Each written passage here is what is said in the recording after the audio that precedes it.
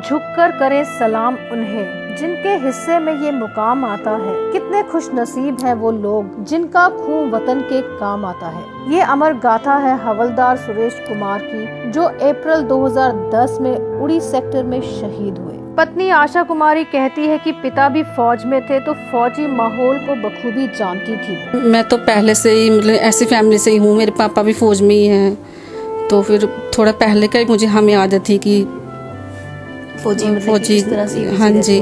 कुछ देर आशा कुमारी अपने पति के साथ कश्मीर भी रहीं और वो वक्त बहुत अच्छा बीता। मैं जैकलाई सेंटर में गई थी कश्मीर में, वहाँ मैं 6-7 महीने रही थी उनके साथ। तो वहाँ पे समय दे पाते थे आपको? वो हाँ भी ड्यूटी में रहते होंगे? नहीं, वहाँ ठीक मिलता था समय। हाँ जी। आशा के पिता अपने दामाद की शहादत पर गर्व करते हैं और उनकी बातें याद करते हुए भावुक हो गए। आंखों से आंसू इतने सालों बाद भी नहीं थमते। पिता कहते हैं कि सुरेश कुमार के जाने से उनकी बेटी और उन्हें तो बहुत दुख है, लेकिन उनकी कमी फौज को भी खलती है, क्योंकि सुरेश कुमार बहुत होनहार और जांबाज फौजी थे।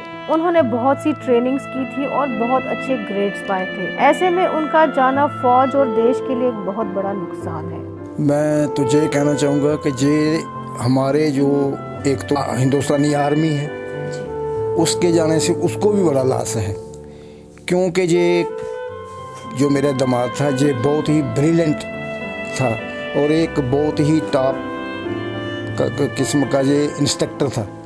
इसने PW जो वेपन कोर्स होता है आर्मी में वो कर रखा था मऊ में। इसके अलावा इसने और भी ड्रिल के कोर्स या जितने भी कोर्स होते हैं अच्छे कोर्स किए थे, बहुत अच्छे ही ग्रेड लिए थे इसने।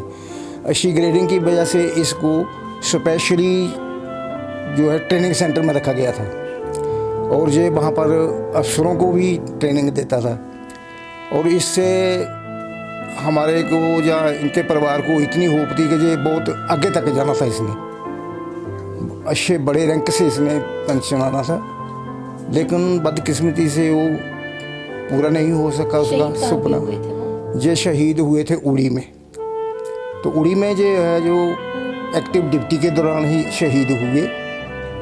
तो उसमें जब ये अचानक शहीद हुए तो पूरे परिवार को, पूरे रिश्तेदारों को, सबको बहुत सदमा हुआ। उसकी वजह से आज तक ये परिवार जो है उसके सदमे से उभर नहीं सका, क्योंकि एक आदमी का सडनली चला जाना या एक आदमी का सडनली ऐसा हो जाना जिसका सोचा भी ना हो आदमी ने, उसकी वजह से अभी इसकी जो है माँ है ये भी बीमार रहती, हर टाइम सोच रहती है इसके बेटे की।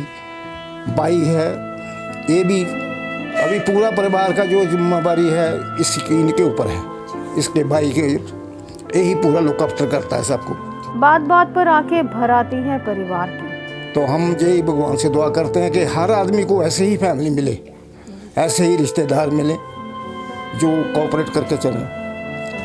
तो मेरे को इसका बहुत दुख है अभी मेरे को भी। जरूरी नहीं कि हर फौजी दुश्मन की गोली से मरे। कभी कठिन इलाकों में कई मुश्किलों का सामना करना पड़ता है हमारे फौजियों को। जब सुरेश कुमार उड़ी में शहीद हुए तो बेटी केवल 3 साल की थी। छोटी बच्ची शहीद होने का मतलब तक नहीं जानती थी, लेकिन पिता की कमी तो बच्ची को खलती होगी। मेरी मैम 3 साल की बेटी थी, एक ही बेटी थी तब जी। आशा कुमारी को नौकरी नहीं मिली, ऐसे में उनके पिता और भाई ने उन्हें संभाला। माँ तो सदमे से अभी भी बीमार है, क्योंकि कोई भी माँ अपनी बेटी को विधवा के रूप में देखे तो उसका कलेजा फट जाता है। ये परिवार सुरेश कुमार का शहीदी दिवस हर साल मनाता है, लेकिन क्या शहीदी दिवस वो ही परिवार मनाए? क्यों सारा प्रांत, सारा गांव इकट्ठा हो उस शहीद को जिंदा नहीं रखता जिसने उन सब के लिए अपने को कुर्बान किया? क्यों आशा कुमारी अकेले ही अपनी बेटी की परवरिश कर रही है? क्यों समाज के पढ़े लिखे लोग, सरपंच, लीडर, ब्यूरोक्रेट्स आकर